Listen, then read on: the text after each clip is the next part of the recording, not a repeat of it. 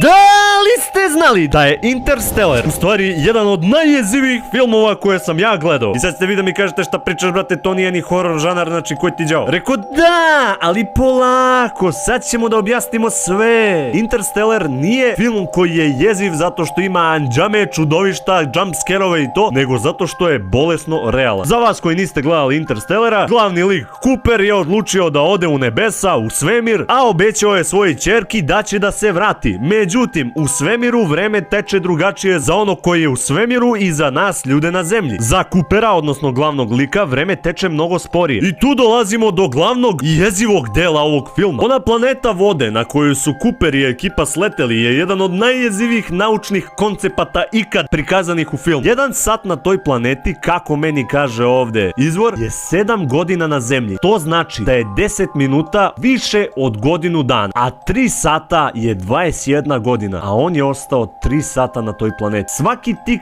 časovnika, tačnije onaj tik tik tik tik zvuk koji čujete u filmu, je bukvalno oznaka za prolazak vremena na zemlji. I naravno ovo nije fantastika, ovo je čista realnost, naravno po fizici. Ovo se zove gravitaciona diletacija vremena, posljedica blizine supermasivne crne rupe koju su oni pronašli. Za Coopera to putovanje je trajalo 3 sata, za njegovu ćerku 21 godinu. Također, osim ovoga, Interstellar je naučno previše tačan. Film je rađen uz pomoć Kipa Thorna, jednog od najvećih fizičara našeg vremena. Zbog Interstellara napravljeni su novi naučni modeli crnih rupa. Način na koji je crna rupa u ovom filmu prikazana je toliko tačan da je kasnije korišćen u stvarnim naučnim radovima. Također, evo ovako malo da vam zaigra mašta. Najbliža velika galaksija našoj galaksiji je galaksija Andromeda. Udaljena je oko 2,5 miliona svetlosnih godina cirka. Ako bi čovjek putovao brzinom svetlosti ili veoma blizu toj brzini i imao savršen brod i nekako preživeo put, za njega bi put trajao relativno kratko. Međutim, on nikad ne bi mogao da se vrati da nam kaže šta je našo. Zašto? Zbog diletacije vremena. Pošto bi za njega put trajao par minuta, godina, decenija, za zemlju prošli bi milioni godina. Čak i kad bi se taj putnik nekako vratio na zemlju, čovečanstvo je ili evoluiralo u nešto drugo ili je nestalo, a zemlja možda nije ni naseljiva. Ti koji si otišao gore bi bio živi fosil. Teoretski mi možemo da istražujemo svemir, međutim ako bi se vratili ne bi imali sa kim da podelimo to znanje, tako da je u tu neku ruku istraživanje svemira zabranjeno. Tako da je to, nadam se vam se svidio ovaj video, ostavite like, komentar, subscribe, komentar sa najviše lajkova dobit će pozdrav u klipu. Ajde vidimo se!